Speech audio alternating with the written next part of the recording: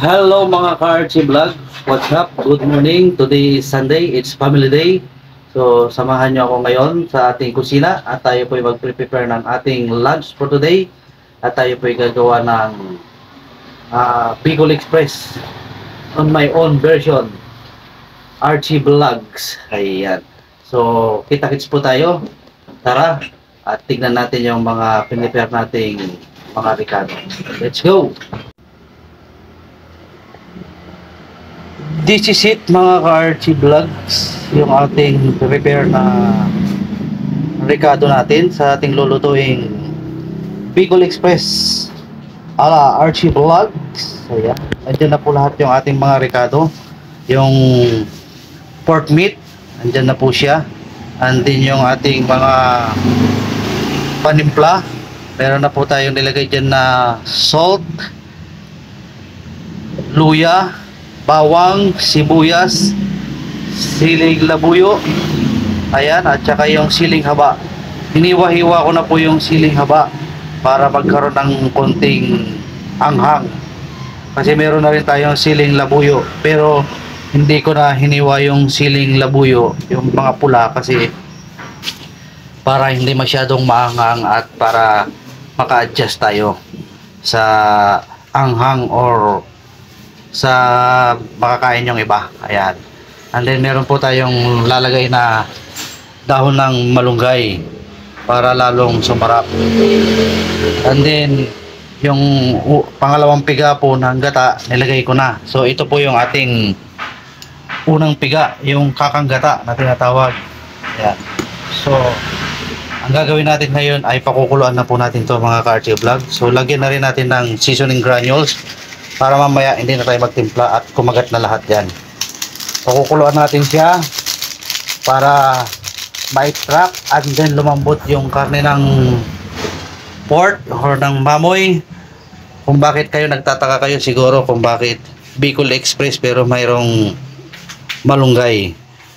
So kanya-kanyang diskarte lang po yan mga ka-Archie Vlogs, kasi meron din akong napanood yung Bicol Express nila walang gulay na hinahalo. Ako gusto ko lagyan ng gulay para maging masarap. Parang style po nito is parang kinunot style, pero ito Bicol Express, wala namang pinagkaiba yung kinunot style. Parang Bicol Express din po ang formula ng pagluluto nun. So ngayon sasalang na po natin to para kumulo at lumambot, at easy way lang po ito. So abangan natin po mamaya. Kita-kits po tayo later on. Bye bye. This is it mga ka-Archie Vlogs, yung ating pinapakuluan sa unang gata na yung pork meat po natin. Ayan, nag-iba na yung kanyang texture. Tignan nyo naman po. Ayan po yung ating mga karne ng baboy. So paiigain lang sa atin siya ng konti, and then ihahalo na po natin yung pinaka kakanggata. Ito po siya mga ka-Archie Vlogs. Ilalagay po natin to pagka lumambot-lambot na yung ating pork. So bisita-bisitahin lang para nang sa ganoon malaman natin kung natuyuan na po ba o hindi, kasi may iga po talaga yan. Patutuyuin natin yan mga ka-Archie Vlogs bago natin ilagay yung mga ibang ingredients. Pero pag malambot na po yung ating karne ng baboy, ilalagay po natin yung unang piga ng gata or yung kakang gata kung tawagin. So balikan po natin yan later on. See you later on. This is it guys. So bisitahin natin muli yung ating piniprepare nating Bicol Express ala Archie Vlogs kinunot style. Ayan, kuha tayo ng isang piraso. Titignan po natin siya kung malambot na siya. Tusukin natin ng tinidor. Ayan. Chicken po natin siya mga ka-Archie Vlogs kung malambot na. Patingin. Yes, pwede na, malambot na. So ilalagay na natin ngayon yung kakanggata para humalo na rito at lumapot-lapot. Ito yung naglalangis na siya, oh. Nagiba na yung kanyang texture, may langis-langis na. Lalong maglalangis yan pag nilagay natin yung kakanggata. Ayan. Yan, di ba tumining siya. Yan ang magpapalapot ngayon para lalo siyang maiga. So, haluin natin. Pagkatapos po niyan na paghalo natin, kukulo na po yan. At lalong lalambot yung ating pork meat. Tsaka natin ilalagay yung malunggay leaves. And then, wala na. Kakain na po tayo. Pag natuyo-tuyo na po yan at lumambot maigi yung ating karne, actually malambot na siya. So, takpan natin muli at balikan natin later on. This is it guys, I'm back. Ayan, tignan nyo naman po yung biglang lumapot, diba? Nag-iba yung kanyang texture kanina, malabnaw po yan. Nung hinalo natin yung kakanggata, yung unang piga ng gata, lumapot-lapot na siya at ang ganda ng kanyang texture. Ayan po. Ngayon, pwede na po nating ilagay yung malunggay leaves.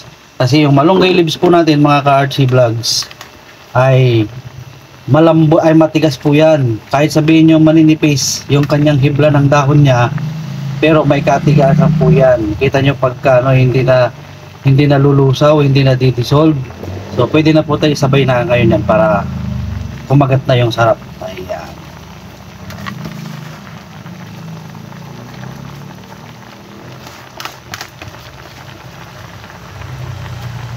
This is it guys. So aantayin na lang natin yan na matuyuan, maglangis. Kalat natin yung dahon ng malunggay. Ayan. So aantayin na lang po natin yan. Mas maganda sana kung meron pang dahon ng kangkong yan. Kaso yung asawa ko, sabi ko bumili ng malunggay at saka kangkong. Malunggay lang ang binili niya. Ayan. So antayin lang natin siyang matuyuan at lumambot yung maigi yung ating karne, and then yung malunggay leaves. So magpe-prepare na po tayo ng ating lunch. Kita-kits po tayo sa pagkainan. Bye bye. So this is it guys. Ayan, mga ka-RC Vlogs, tignan nyo po, medyo na iga-iga na. Ayan o, lalangis-langis na po siya. Yun ang masarap po dyan. Ayan mga ka-RC Vlogs, kita nyo o, nagsusulit na siya. Nasa sa inyo po yan kung gusto nyo may sabaw o walang sabaw, yung nagmamantika. So for me, pwede na po ito mga ka-RC Vlog, at pwede na po tayo mag-prepare ng ating lunch. Mga 3 minutes pa po siguro. So ayun po tayo, naglalapot na po siya. May sabaw-sabaw pa po siya. So maganda po talaga ito yung nagmamantika sa gata. So, konti na lang. And then, ipa-final touch na po natin siya at tayo po ay mag-prepare na. So, ilagay na po natin siya sa medium heat. Ayan. So, balikan natin yan. And then, magsasalang na po tayo sa ating hapagkainan. Let's go! This is it mga ka-RC Vlogs. Ayan, kita nyo naman po siya. Oh. Wow! Ayan oh. So, naiga na po siya. Nagmantika na po siya. Ayan o. Ito yung masarap dyan eh. Yun. Yung mga nasa hindi mo lagyan ng kanin yung kawali. Ayan. So ngayon, let's eat. Mag-prepare na po tayo. Mag-platings na po tayo mga ka-RC Vlogs. At it's time to eat. Kita-kits po sa pagkainan. Ito na po siya mga ka-RC Vlogs. Magsasali na po tayo. Ayan. Wow! Kita mo naman yan, oh. Isa na namang obra maestra ang nagawa ni RC Vlogs ngayong lunch. Ayan. Ilagay na po natin lahat. Ganon din yan. Ayan. Kita niyo po yan, mga RC Vlogs, oh. Yun, oh. Yan yung tinatawag na Bicol Express ala RC Vlogs kinunot style. Ayan.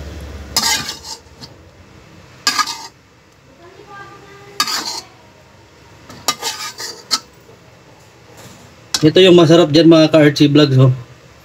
Yung nasa kawali oh. Yan ang masarap lagyan ng kanin.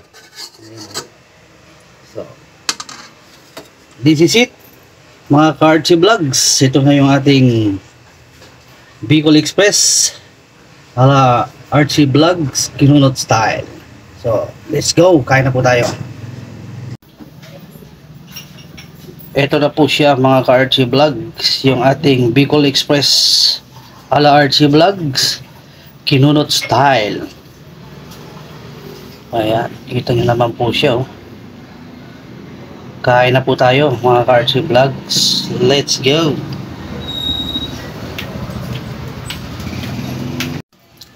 This is it guys, nandito na tayo sa pagkainan. Ayan na po siya oh. Umusok-usok pa. So, kain na po tayo. At tayo'y magkakamay using our bare hands. Masarap po ito pag nagkakamay tayo mga ka-Archie Vlogs. Ayan. Naulit ko po sa inyo mga ka-Archie Vlogs, kung gusto nyo may sabaw, nasa sa inyo po. Pero ako okay na po yung ganito. Yung konti lang na nanuyot at may sabaw-sabaw. Ayan po magpapasarap po dyan. Ayan. So, let's go. Kain na po tayo. We're using our bare hands. Ayan o. At tayo po ay nagugutom na. Kita-kits po tayo. This is it mga ka-Archie Vlogs. Ayan, kakain na po tayo. Ayan. Tayo. Mainit. Let's go. First bite. Sarap. Sarap ba ma? So, pasado kay wife.